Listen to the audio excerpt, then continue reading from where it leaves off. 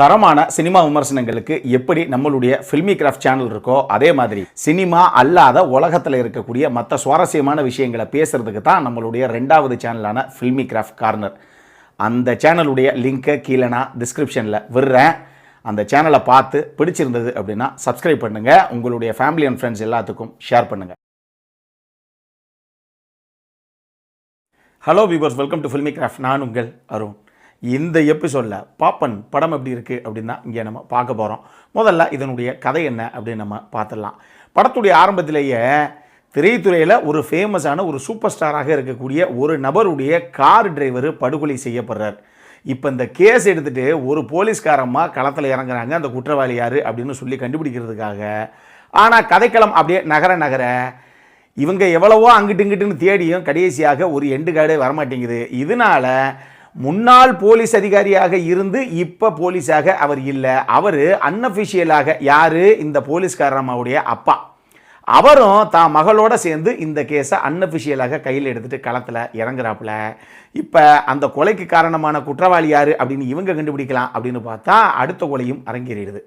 இந்த ரெண்டு கொலைக்கும் ஏதோ மிகப்பெரிய சம்பந்தம் இருக்குது. ரெண்டுமே ஒரே பேட்டர்னில் தான் பண்ணப்பட்டிருக்கு. அப்போ கொலையாளி ஒரே நபராகத்தான் இருப்பான் அப்படின்னு ரெண்டு பேரும் யூகிக்கிறாங்க. இதுக்கப்புறம் இந்த கதையில் நடந்த சம்பவங்கள் தான் இந்த படத்துடைய மொத்த கதையை. இந்த படத்தை பொறுத்தளவுக்கு இந்த கதைக்களம் டெஃபினட்டாக ஒரு சுவாரஸ்யமான கதைக்களம் தான். அதுவும் crime thriller, crime investigation thriller செய்கிறதுக்கெல்லாம் பிடிக்கக்கூடிய ஒரு கதைக்களம் தான். மேக்சிமம் ஆன் பேப்பரில் ரைட்டிங்கில் எந்த அளவுக்கு சாலிடான ஒரு ஸ்கிரிப்டை கொண்டு வர முடியுமோ அந்த அளவுக்கு நீட்டாக சாலிடான ஒரு ரைட்டிங்கில் கொண்டு வரப்பட்ட ஒரு கதைக்களம் தான் இது. இந்த இடத்துலையே ஒரு 2-3 பேர்த்துக்கு நம்ம கிரெடிட்டை கொடுத்தே ஆகணும். ஒன்று, இந்த ஸ்டோரியுடைய ஐடியா கொடுத்த ராஜேஷ் பாலு ஆகட்டும், இதனுடைய ஸ்டோரி, ஸ்க்ரீன் பிளே, டைலாக்ஸ் இது எல்லாத்தையும் பார்த்தா ஆர்ஜே ஷான் ஆகட்டும், இதை டைரக்ட் பண்ண ஜோஷி ஆகட்டும், எல்லாருக்குமே நிச்சயமாக ஒரு பாராட்டுகள். சூப்பராகவே அவங்கவுங்க சைடில் இருந்து வேலையை பண்ணியிருக்காங்க. இந்த படத்துடைய கதாபாத்திரங்கள் எழுதப்பட்ட விதமும் சரி, அதுக்கு நல்ல ஆர்டிஸ்ட்டை, சரியான ஆர்டிஸ்ட்டை காஸ்ட் பண்ண விதமும் சரி, நீட்டாகவே இந்த படத்துக்கு ஒர்க் அவுட் ஆகிருக்கு. எல்லாருமே எடுத்துக்கிட்ட கதாபாத்திரத்தை ரொம்ப நீட்டாகவே பண்ணியிருக்காங்க. யாரையும் பெருசாக எங்கேயும் கை காட்ட முடியாது, குறை சொல்லவே முடியாது. இருந்தாலும் 3 கதாபாத்திரங்கள் தான் என்னுடைய ஃபேவரெட்டு இந்த படத்துக்குள்ளே. ஒன்று, இந்த க்ரைம் இன்வெஸ்டிகேஷன் போர்ஷன்ஸு அது எல்லாத்தையும் ஹேண்டில் பண்ண விதத்தில் ஒரு பக்கம் லாபகமாக கையாண்டுட்டு தன்னுடைய தன்னை சரியாக புரிஞ்சுக்கலையோ அப்படிங்கிற அந்த ஃபீல் பண்ணக்கூடிய ஒரு அப்பாவாக சுரேஷ் கோபி அட்டகாசம் பண்ணியிருக்காரு. சூப்பரான ஒரு பர்ஃபார்மன்ஸு அவர்கிட்ட இருந்து. அதே மாதிரி ஒரு மிடுக்கான போலீஸ் ஆஃபீஸர் எப்படி இருக்கணும் அப்படிங்கிற மாதிரி சும்மா புலி மாதிரி சல்லுன்னு அப்படி வந்துட்டு போகிறாங்க நீதா பிள்ளை. அவங்களுடைய கதாபாத்திரம் எழுதப்பட்ட விதம் சரி, அவங்களும் ரொம்ப நீட்டாகவே கொண்டு வந்திருக்காங்க அதை ஸ்க்ரீனில். ஆஷா சரத்தை பொறுத்தளவுக்கு ஒரு சின்ன கதாபாத்திரம், பட் இருந்தாலும் சூப்பரான ஒரு கதாபாத்திரம், அது நல்லா எழுதப்பட்ட கதாபாத்திரம். அவங்களும் அட்டகாசம் பண்ணியிருக்காங்க அந்த சின்ன ரோலையை.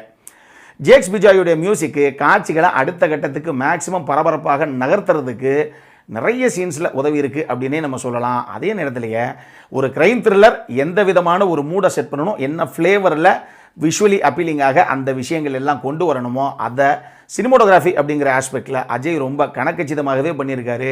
இதில் டே லைட் சீக்வன்ஸ் அவர் கேப்சர் பண்ண விதமாகட்டும், நைட் சீக்வன்ஸு அதுக்கு பண்ண ஆர்டிஃபிஷியல் லைட்டிங்கு அப்படி ஹேண்டில் பண்ண விதமாகட்டும், சினிமோட்டோகிராஃபி பார்க்குறதுக்கு ரிச்சாகவே இருக்குது இந்த படத்துக்கு.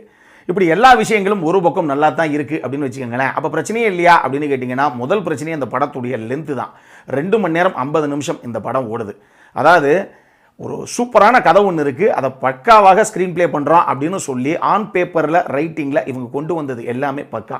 ஆனால் இந்த படமாக மொத்தமாக பார்க்கும்போது கொஞ்சம் ஓவர் டூ பண்ணிட்டாங்களோ, படமே கொஞ்சம் ஓவர் டோஸ் ஆயிடுச்சோ அப்படிங்கிற ஒரு ஃபீல் ஒன்று வருது. உதாரணத்துக்கு ஒரு 60-65 சீனுக்குள்ளே ஒரு கதையை கொண்டு வரலாம் அப்படின்னா இவங்க இன்னும் ட்விஸ்ட்டுக்கு மேலே ட்விஸ்ட்டை விட்டு நிறைய விஷயங்களை தெரிக்க விடலாம், அதுக்கான ஸ்கோப் நிறைய அந்த கதையில் இருக்குது அப்படின்னு சொல்லி கொஞ்சம் நிறைய ஆன் பேப்பரே எழுதி அதை ஆன் ஸ்க்ரீன் எக்கச்சக்கமான சீன்ஸாக கன்வெர்ட் பண்ணி அவ்வளவையுமே உள்ளே வச்சுட்டாங்களோ அப்படிங்கிற மாதிரி ஒரு ஃபீல் எனக்கு. இதனால் ஒரு சில இடங்கள் ஒரு சின்ன லேகிங் நமக்கு தெரியத்தான் செய்யுது. எடிட்டரான ஷியாம் சசிதரனை பொறுத்தளவுக்கு ஃபர்ஸ்ட் ஆஃப் பரபரன்னு பற்றிக்கிட்டு போகக்கூடிய ஒரு 100% க்ளீன் ஸ்லேட்டு க்ரைம் இன்வெஸ்டிகேஷன் த்ரில்லராக கட் பண்ணியிருக்காரு. ஆனால் இவ்வளவு கொலைகள் நடக்குது அப்படின்னா ஏதோ ஒரு காரண காரியம் இருக்கும் இல்லையா, அது எல்லாம் செகண்ட் ஹாஃபில் தான் ரிவீல் ஆகுது. கொஞ்சம் எமோஷனல் ஃபேமிலி சீக்வன்ஸ் அப்படி இப்படின்னு வரும்போது கொஞ்சம் இந்த படம் லைட்டாக லேக் ஆகி உட்காரதான் செய்யுது. அதுவும் டுவர்ட்ஸ் கிளைமேக்ஸ் போகும்போதெல்லாம் கொஞ்சம் ஒரு சில சீன்ஸை பார்க்கும்போது கொஞ்சம் அவுடேட்டடாக இருக்கும் அப்படிங்கிற ஒரு ஃபீலும் நமக்கு வரதான் செய்யுது. எடிட்டர் கொஞ்சம் பார்த்து பண்ணியிருக்கலாம் அதை, பட் இருந்தாலும் டேரக்டருடைய கால் தான் எப்பையும் ஃபைனல்.